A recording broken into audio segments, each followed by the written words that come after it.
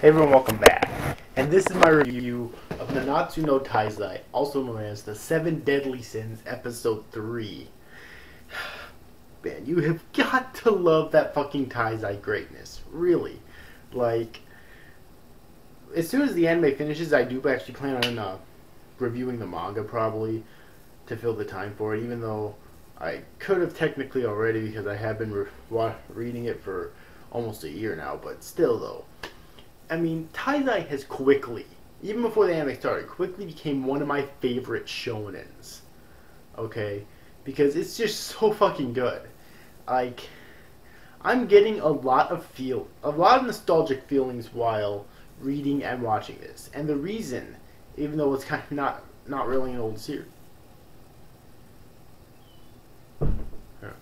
And the reason for that, even though it's not really an old series, is because it's actually reminding me of how I felt when I first started watching Naruto when I was a kid. Okay, granted, I think this is probably better than old Naruto, like on a critical level. But still, those are like the feelings I'm getting. That's why I feel kind of nostalgic while reading and watching this. But aside from that, it's just genuinely a really good series. Okay, dear God. And this episode was so fucking good. Seeing this fight finally start between Meliodas and Gilthunder. Like, there's so many fights I've been waiting to see get animated, and this is one of the biggest ones because these two characters have such a huge history together, which, of course, anime-only watchers will learn later on, more about later on. And his voice actor just portrays this character so perfectly.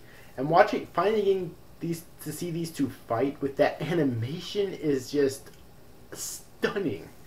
I just loved their fight. Even though it was kind of a short-lived fight, I still really loved it. Okay. We also got the introduction of Diane. Finally in this episode. You know that forest the side characters were talking about, or the villagers were talking about in the previous episode? Yeah, apparently the monster inhabiting the forest was Diane. Oh my god, that was so fucking hilarious. Like, I usually don't agree with people with what other people's best girls for anime are, but I think I'll have to agree with everyone who says that Diane is best girl of this series. Seriously, like, and it's funny because in the manga I always preferred Elizabeth, but for some reason in the anime it's just Diane just seems so much better. It's like. Not that I didn't like her in the manga, I most certainly did, but for some reason I just like her better than Elizabeth in the anime, which is really fucking cool. Okay. Also, there was a little bit of fan service I noticed in this episode. Like I always say, the fan service will tone down later on in the series, definitely, but I thought this was actually really clever because the fan service in this episode literally amounts to Meliodas stealing Elizabeth's panties. Just fucking nothing. Okay? Just like fucking nothing. She didn't even realize it at first. She realized that they were gone after a little while. But she didn't realize that he was the one who stole them until later on. Seriously, it's so fucking good. Like, if you have yet to see this week's episode of The Seven Deadly Sins, I definitely recommend that you do. See, watching a lot of these iconic scenes from the manga get animated finally is so fucking amazing. But my favorite scene in this episode was definitely Meliodas versus Gilthunder. And even though it was short-lived, that was such a great fight, and I cannot wait for it to continue in the next episode. There is a bit of a cliffhanger in this episode with Meliodas being killed. Is he really dead?